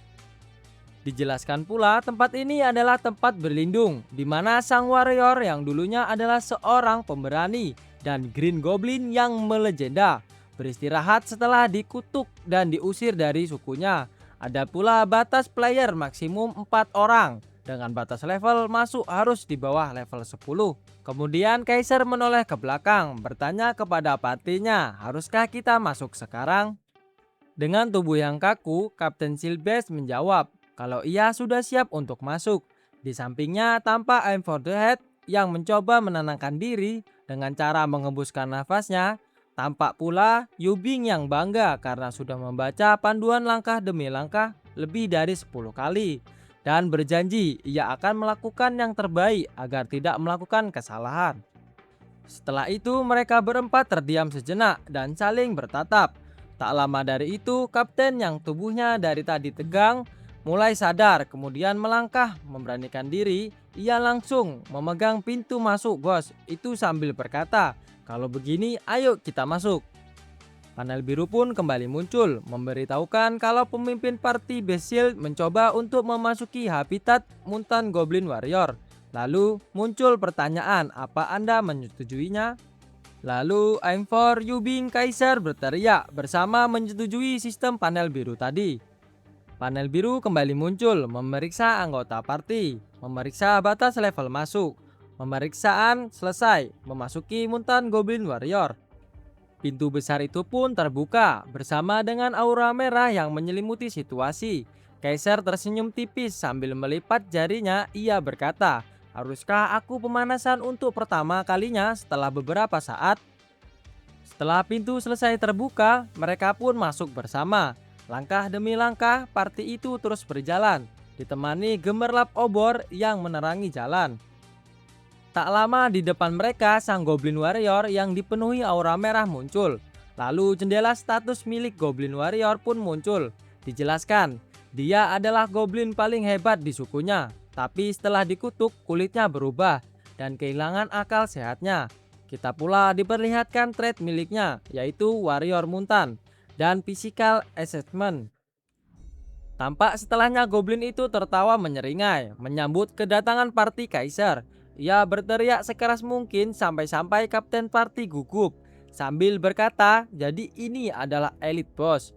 Yubing juga bertanya, apakah ini sungguh cuma sekedar game? Di tengah percakapan, Kaisar berteriak, memberitahukan partinya bahwa monster itu datang menyerang. Monster itu dengan cepat melompat ke arah party Kaisar. Kapten sembari menoleh ke arah Kaisar, ia bergumam, tak peduli seberapa hebatnya Kaisar, dia tidak akan bisa melindungi semua anggota party sekaligus. yang artinya ia perlu memastikan melakukan bagiannya. Sembari berteriak, goblin itu terus mendekat. Lalu kapten segera memerintahkan partinya untuk menyebar, sedangkan ia akan berdiri menarik perhatian sang goblin warrior. Kapten yang sudah tahu pola pertama dari Goblin Warrior itu pun menantangnya untuk maju. Tampak sang goblin dengan cepat menerjang, namun untungnya kapten berhasil menghindarinya, membuat sang goblin menabrak dinding goa. Di saat itu pula panel biru muncul, memberitahukan mutan Goblin Warrior terkena stun selama 2 detik. Kapten berteriak memberi aba-aba kepada partinya. Yubing selaku mage langsung mengeluarkan sihirnya, dan Aimfor ikut membantu langsung menahan goblin itu. Goblin itu terkena serangan dari Aimfor dan Yubing. Namun ternyata serangan itu belum ada efeknya bagi Goblin Warrior. Ia kembali menatap kapten party dengan mata merahnya. Di saat itu pula sang kapten terkejut menyadari sesuatu. Tampak goblin itu langsung mengambil ancang-ancang dan mengayunkan pedangnya ke arah kapten. Untungnya kapten dapat menahan serangan goblin itu menggunakan tamengnya. Lalu Trade Guardia telah diaktifkan. Dengan itu, defense, vitality, dan stamina-nya akan meningkat saat anggota party berada di belakangnya. Kemudian kapten berteriak kalau ia sudah mendapatkan agronya. Tidak lama dari kapten berteriak, Kaiser bergerak seperti peluru, secepat kilat menebas Goblin Warrior itu. Goblin Warrior berteriak kesakitan. Namun di saat itu pula Goblin Warrior lagi dan lagi terkena serangan membuat kapten tersenyum tipis karena semuanya berjalan sesuai rencana mereka. Dan jika terus begini mereka akan menyelesaikan phase 1. Tiba-tiba Aimfor berteriak kepada Silbes memberitahu kalau polanya akan segera terpicu. Silbes yang mendengarkannya pun bingung karena biasanya polanya tidak akan terpicu hingga HP menurun sampai 10.000. Namun saat melihat ke arah Goblin Warrior, ternyata darah Goblin Warrior sudah di bawah 10.000. Tampak Goblin Warrior mengayunkan pedangnya di hadapan kapten. Kapten terpatung bingung harus berbuat apa. Lalu tiba-tiba ada gerakan cepat yang menebas tangan dari Goblin Warrior itu, yang ternyata itu adalah Kaiser.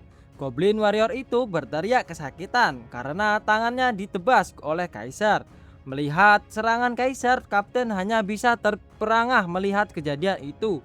Kaiser yang masih di udara melirik sambil tersenyum, mengatakan kalau polanya telah selesai. Di tengah pertarungan, saat sudah mengalahkan pola pertama dari Goblin Warrior, Kaiser teringat dulu ia pernah diwawancarai oleh pewawancara. Pewawancara itu memuji Kaiser sembari bertanya bahwa party Kaiser terkenal sebagai party terkuat karena telah menyelesaikan setiap boss dan dungeon yang tak mampu ditembus. Dan pewawancara itu bertanya, apa rahasianya party Kaiser bisa sehebat itu? Kaiser pun menjawab, rahasianya cuma satu cara, semua orang harus melakukan apa yang mereka kuasai. Pewawancara cantik itu pun mencatat semua ucapan Kaiser dan ia kembali bertanya, biasanya party terdiri dari 4 role, tank, dealer, healer, dan supporter. Tapi kenapa partinya tidak mempunyai tank? Apa raid sungguh bisa dilakukan seperti itu? Kaiser kembali menjawab bahwa tank itu memang penting. Karena menurut Kaiser, role tank yang duel dengan bos mengganggu pola serangannya dan harus menahan segala serangan yang musuh lancarkan. Itu sebabnya ialah yang menjadi role tank. Pewawancara itu terperangah mendengar ucapan Kaiser. Kaiser hanya tersenyum tipis melihat pewawancara itu sambil melipat kedua tangannya. Scene beralih ke pertempuran melawan mutan Goblin Warrior. Tampak goblin itu berteriak kesakitan karena diserang oleh Kaiser. Kapten party Silbes terperangah melihat Kaiser yang telah mematahkan pola dari goblin mutan itu. Menurutnya itu tidak masuk akal. Bahkan para tank saja kesulitan mematahkan pola serangan dengan skill crowd control, tapi ia berhasil mematahkannya tanpa menggunakan CC sama sekali. Dan apalagi Kaiser hanya seorang dealer. Kaiser terus menyerang tanpa adanya jeda sedikit pun untuk Goblin Warrior itu. Kaiser mengayunkan pedangnya dan Goblin Warrior itu pun kembali mengayunkan pedangnya juga. Kaiser melompat ke arah Goblin Warrior itu sambil bergumam bahwa pola serangan ini belum ada apa-apanya baginya. Kaiser menghindari tebasan dari Goblin Warrior itu dan kembali menebas tangannya. Party Kaiser dari kejauhan hanya memandangi Kaiser yang sedang melawan bos. Aimfor mengatakan bahwa Kaiser hanya mengincar titik vital dari Goblin Warrior saja. Yubing juga kagum melihatnya. Kapten Party Silbes hanya terdiam memperhatikan Kaiser. Aimfor kembali berbicara. Lagi-lagi Kaiser berhasil mematahkan pola serangan dari Goblin Warrior itu. Kapten terkejut melihat darah Goblin Warrior. Kapten bergumam, darah bosnya turun sampai 20%. Kapten tertoleh ke belakang, kembali bergumam, phase 2 akan segera dimulai. Ia pun berteriak, semua bersiap untuk phase berikutnya.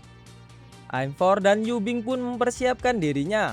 Panel muncul menjelaskan darah dari varian Goblin Warrior telah turun hingga 20%.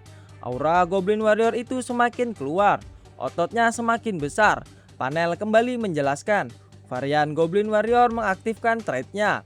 Goblin Warrior semakin kuat, terlihat dari aura merahnya yang semakin kental. Trait Warrior pun telah diaktifkan. Goblin Warrior itu berteriak, aura merah menyelimuti seluruh goa. Kapten dan party terdiam melihat keganasan Goblin Warrior itu. Panel muncul mengingatkan, varian Goblin Warrior memasuki kondisi berserk dan mengalami peningkatan stat. Trait varian telah diaktifkan. Kaiser yang sudah siap untuk menyerang bergumam. Akhirnya keluar juga varian dari Goblin Warrior itu. Trait varian tidak seperti trait biasa. Jenis semacam ini memberikan kemampuan unik pada masing-masing bos. Varian Goblin Warrior diberikan kedua kemampuan untuk yang dikenal sebagai 007 Bang. Panel merah menjelaskan, varian ini memberikan physical damage 4 kali atau lebih secara berturut-turut, akan memberikan debuff pada keseluruhan party, memberikan magic damage 3 kali atau lebih akan memantulkan seluruh damage. Goblin Warrior itu berteriak mengamuk, seluruh aura tersebar. Kaiser dan teman satu partinya hanya bisa menahan amukan Goblin Warrior itu. Sampai panel merah pun muncul, menjelaskan karena efek berserk dari trait Warrior, attack speed dan juga movement speed, player berkurang sebesar 4%. Aimfor pun berteriak, mengatakan bertarung saja sudah sulit, dan sekarang malah ditambah debuff. Dan Yubing yang di samping Aimfor hanya bisa menahan aura dari berserk Goblin Warrior. Kaiser yang mengetahuinya langsung mengaktifkan trait hero, menahan mental illusion, dan mengabaikan efek berserk, kebal terhadap debuff dari varian Goblin Warrior. Kaiser tersenyum tipis sambil bergumam, berarti debuff tidak akan mempan padanya. Kapten party berteriak mengingatkan bahwa semua jangan panik dan jangan salah menyerang, fokus saja menghindar. Aimfor mengiyakan ucapan kapten. Kapten tertoleh ke kanan menanyakan Kaiser apakah ia setuju atau tidak dengan rencananya. Kaiser dengan gagah menjawab, menggunakan nada pelan memerintahkan kapten untuk tunggu sebentar di sini. Kapten yang belum paham apa maksud Kaiser hanya bisa terdiam. Kaiser maju tertoleh ke belakang. Kaiser mengatakan bahwa ia akan memotong sang Goblin Warrior itu. Kapten tak menjawab apa-apa, hanya terdiam dan terheran mendengar ucapan Kaiser. Kaiser langsung melompat ke arah Goblin Warrior itu. Sedangkan Goblin sudah siap dengan pedangnya yang akan menebas Kaiser.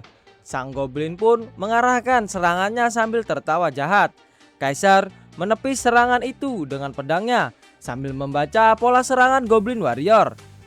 Kaiser mulai memahami polanya, lalu ia melompat dan menebas secara brutal muntahan Goblin Warrior itu. Cairan merah pun tersirat bercucuran, dampak dari serangan Kaiser. Aimfor yang melihat Kaiser hanya bisa terheran sambil bertanya, kenapa Kaiser tidak terpengaruh CC atau crowd control. Dan Yubing juga bertanya kepada Aimfor bahwa mereka sedang terkena debuff kan? Kapten hanya terdiam. Kapten masih terheran-heran melihat skill Kaiser. Ia bergumam, sebenarnya apa yang dilakukan Kaiser? Bukannya dewa miliknya berkaitan dengan damage?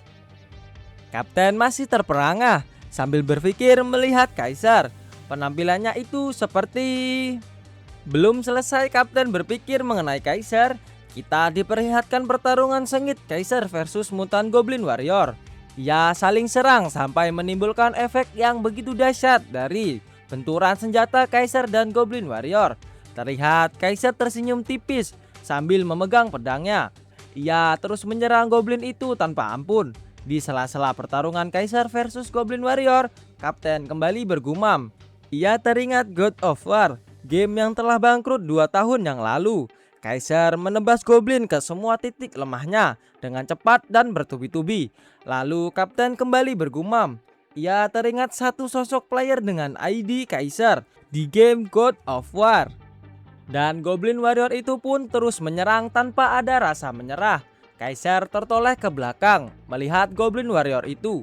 Ia langsung mengayunkan pedangnya ke kanan, ke arah depan, ke arah kiri, dan semua serangannya mengenai Goblin Warrior itu. Akibat dari serangan yang bertubi-tubi itu, sistem muncul memberitahukan Anda telah naik level dan kemahiran atau kecepatan menggunakan pedang telah meningkat. Saat ini adalah level 7. Kaiser terus menyerang Goblin Warrior itu tanpa ampun. Ia menyerang bagian dada dari Goblin Warrior. Sistem kembali muncul menjelaskan karena kemahiran Kaiser menggunakan pedang meningkat ke level 7. Damage yang diberikan dengan pedang akan meningkat 7%. Kaiser yang mengetahui damage pedangnya meningkat 7%, ia langsung melesat bagaikan peluru ke arah mutan Goblin Warrior. Dan tanpa Goblin Warrior sadari, Kaiser sudah berada di belakangnya. Kaiser sudah bersiap mengangkat pedangnya hendak menebas goblin itu dari belakang. Sistem kembali muncul karena efek Fury 10% damage tambahan akan diterapkan pada bos. Kaiser menghiraukan sistem itu. Dengan aura ganasnya, ia tetap mengayunkan pedangnya ke arah punggung Goblin Warrior. Sampai-sampai Goblin Warrior berteriak, mengeluarkan cairan merah dari dalam mulutnya. Dan Goblin Warrior itu pun jatuh, tak berdaya akibat serangan Kaiser. Panel biru pun kembali muncul, menjelaskan bahwa Kaiser telah mengalahkan varian Goblin Warrior. Dungeon telah diselesaikan, dan sang Goblin pun tewas mengenaskan. Tim party Kaiser terheran-heran melihat Goblin Warrior yang sudah mati. Kapten party Silbes mengucapkan pemikiran tadi soal Kaiser. Ainfor memotong ucapan Silbes. Ia bertanya, kenapa? Ada apa tentang Kaiser? Kapten berkata, apa jangan-jangan dia adalah Kaiser yang asli? Ainfor kaget mendengar ucapan Kapten. Yubing juga sedikit tidak percaya. Mereka bertiga pun terdiam melihat Kaiser yang berdiri di atas mayat Goblin Warrior. Sistem muncul memberitahukan perhitungan tim limit telah selesai dengan tim limit tercepat. Yang pertama, party Seal is Best 29 menit. Kedua, party yang belum diketahui 35 menit. Yang ketiga, party Annihilation 42 menit. Dan yang keempat, party Arthur 44 menit. Tampak Kaiser masih memegang pedangnya. Sistem menjelaskan bahwa ia telah merebut kembali peringkat pertama dari ranking tim limit. Reward berbeda akan diberikan berdasarkan kontribusi yang dilakukan. Peringkat ke-1 Kaiser, peringkat kedua Silbes, peringkat ketiga Ainfor, dan yang keempat adalah Yubing. Reward untuk kontribusi peringkat ke-1 telah diberikan. Kaiser mendapatkan Red Letter Armor dari varian Goblin Warrior, dan ia mendapatkan Red Evolution dari varian Goblin Warrior. Ia mendapatkan Red Great Sword dari varian Goblin Warrior, dan yang terakhir ia mendapatkan titel Throne of Time Attack. Panel menjelaskan Throne of Time Attack Great Hero dengan titel yang diberikan kepada mereka yang mencapai peringkat pertama dalam tim limit. Efek update, setiap rank diperbarui. Seluruh stat meningkat secara profesional. Berdasarkan achievement dan acceleration, Team Attack selalu menjadi perlombaan kejar dan dikejar. Pemilik tahta harus bergerak lebih cepat. All speed plus 10%.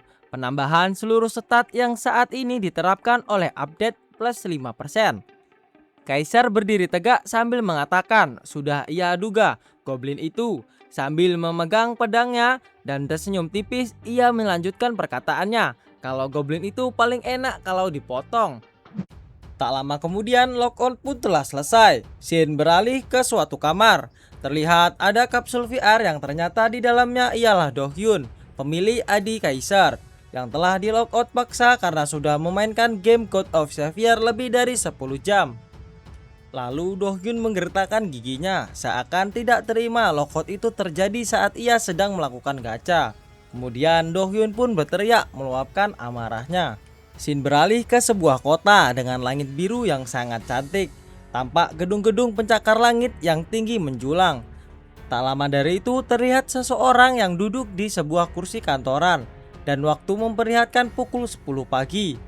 Ternyata yang duduk di kursi kantor tadi ialah Do-hyun yang sedang melawan rasa ingin bermain game, walaupun ia sadar bahwa ini sedang berada di jam kerja.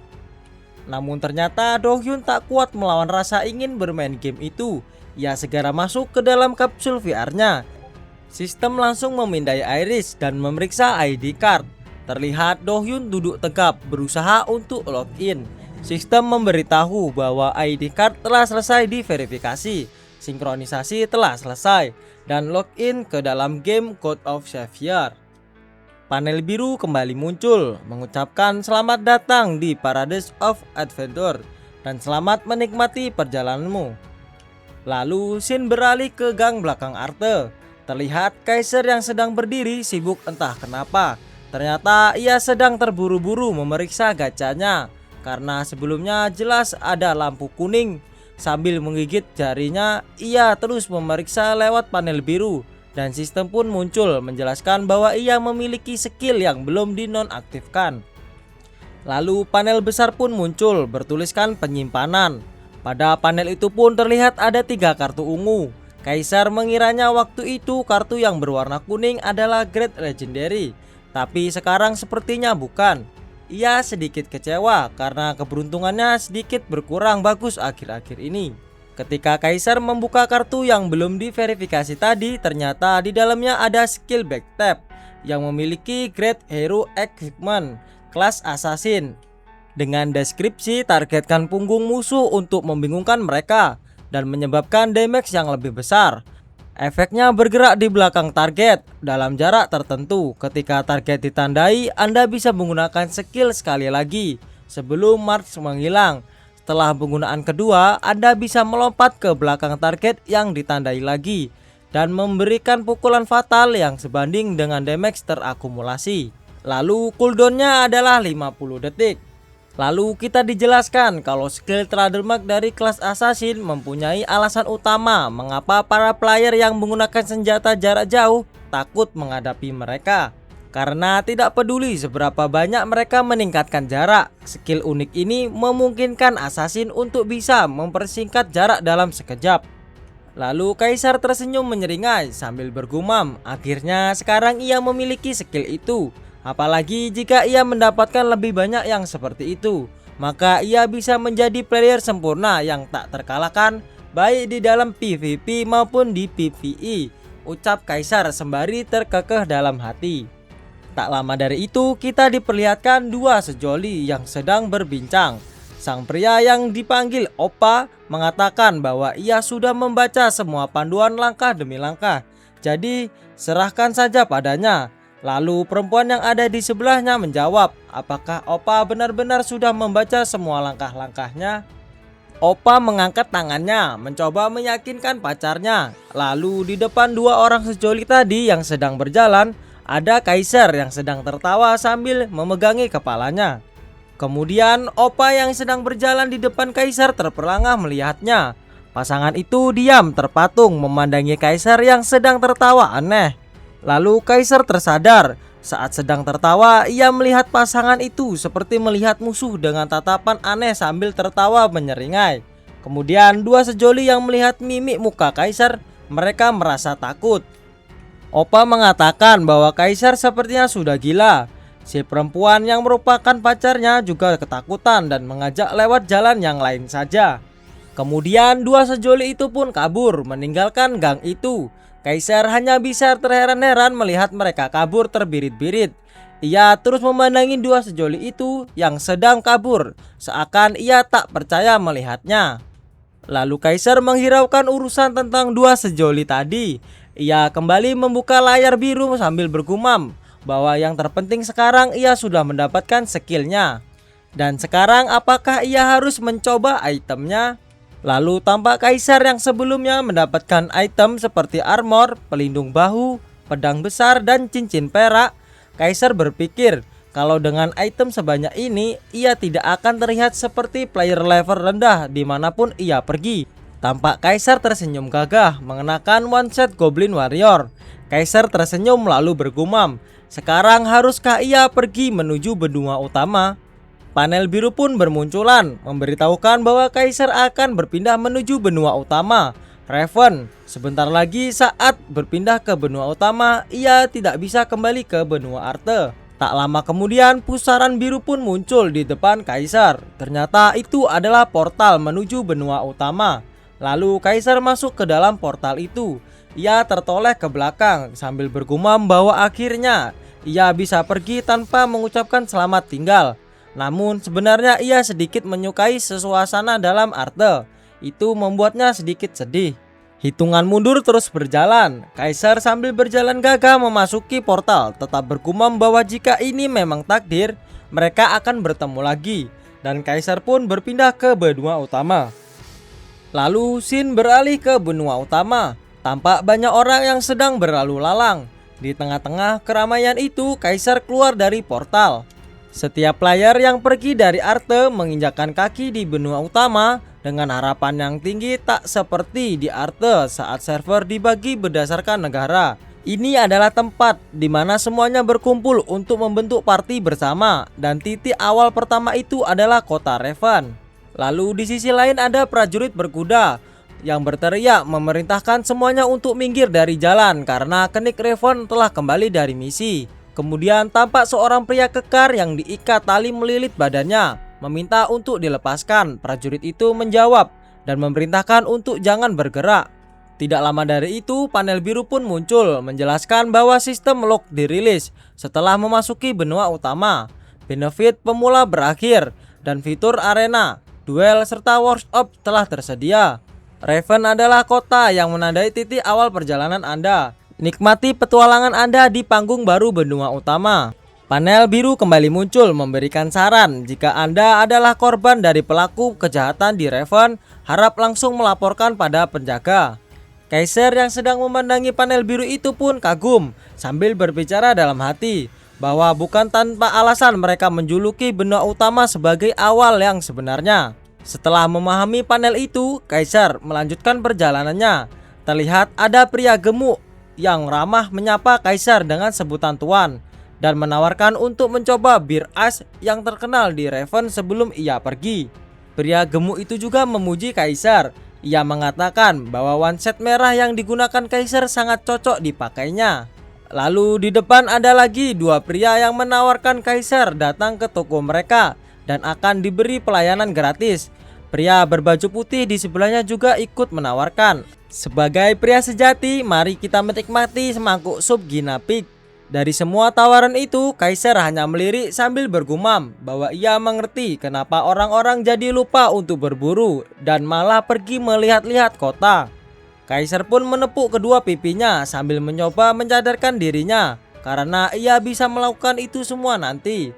Lalu Kaiser terus berjalan sambil memegangi bahunya dan bergumam, "Sekarang mari kita berburu." Tak lama kemudian Shin beralih ke tempat berburu. Terlihat goblin yang berteriak kesakitan karena diserang oleh Kaiser. Panel biru pun muncul menjelaskan bahwa warrior set memberikan efek overwear saat menghadapi monster tipe goblin. Set ini memberikan damage tambahan 7 poin dan juga menambahkan 2 poin di semua status. Hal itu tentu saja membuat Kaiser senang karena dengan begini tidak ada goblin yang bisa mengalahkannya. Panel biru pun kembali muncul menjelaskan bahwa efek overwear diaktifkan pada musuh akibat penggunaan bonus warrior set. Tampak dua goblin yang merasa ketakutan sampai-sampai keringat bercucuran di sekujur badan mereka.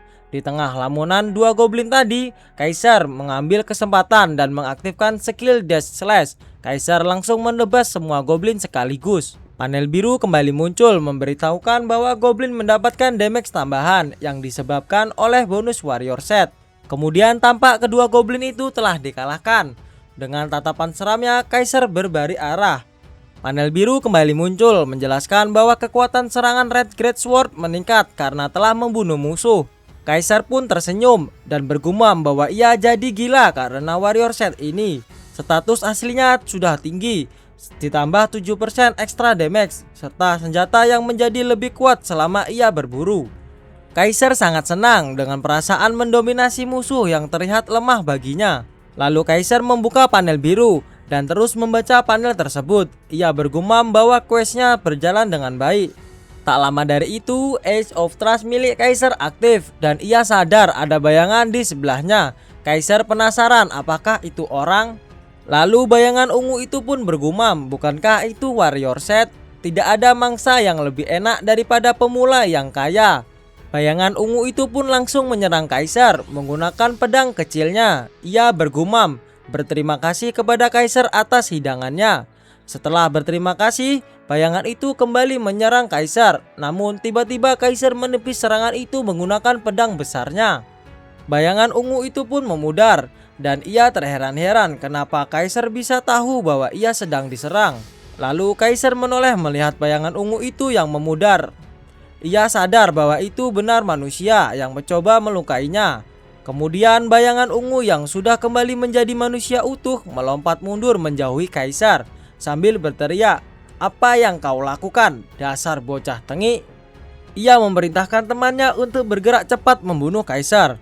Tak lama dari itu, temannya langsung melompat dan melepaskan dua anak panah ke arah Kaiser.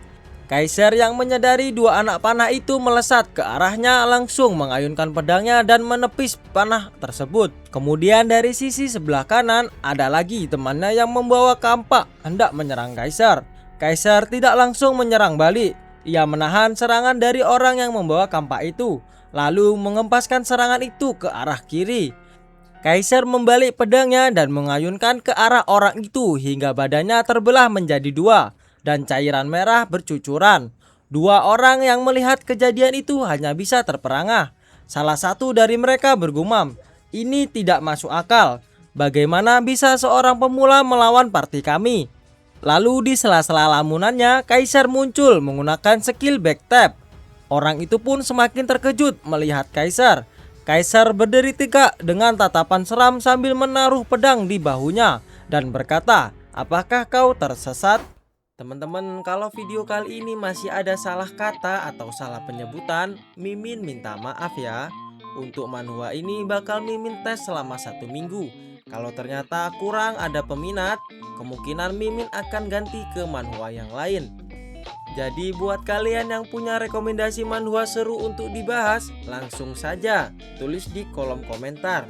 Siapa tahu rekomendasi kalian jadi video berikutnya. Terima kasih buat yang sudah menonton video ini sampai akhir. Jangan lupa dukung channel ini dengan like dan subscribe. Sampai jumpa di video selanjutnya. Mimin pamit. Wassalamualaikum warahmatullahi wabarakatuh.